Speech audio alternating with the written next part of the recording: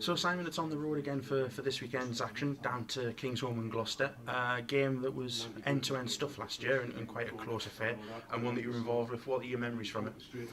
Yeah, it was obviously sort of, we came out, played pretty well, got a fairly hefty lead, and then last 20 minutes they brought on a few of their big guns, and yeah, I think our sort of maybe a bit of lack of fitness showed through, and they obviously pipped us in the pretty much the last play. So attacking, we played pretty well because I think we scored about 40 points down there, but obviously defensively it wasn't one of our greatest showings. But I think we took a lot of positives from the game, sort of knowing that we could break down their defence and that side of things, but equally frustrating not to get the win.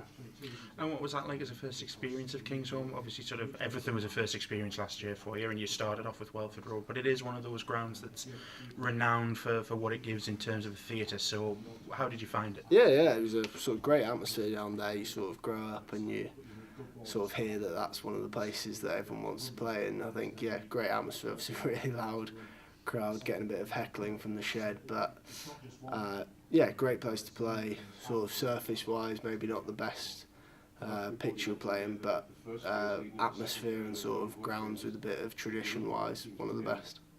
And what sort of threats have you identified from their sort of backline really for the weekend?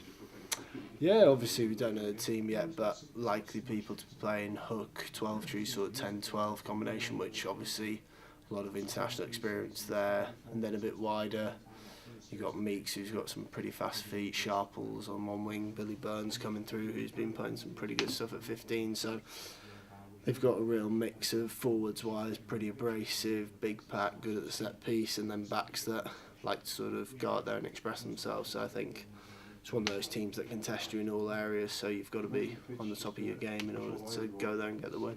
And we've spoken a lot about confidence and self-belief, sort of what's that like in the squad this week, going down to somewhere where, as you've said before, sort of really we should have come away with that win last year? I think obviously the run we've had at home, obviously the game against Wasps, which arguably we should have won but got pipped right at the last minute. I think we're carrying a lot of momentum going into these games. The boys are confident, training's been of a good quality, so I think although this week we've had maybe to rest a few more boys in training just because a bit of wear and tear setting in, I think going to Gloucester we've got a lot of confidence and sort of go down there, keep our home form and take it on the road with us.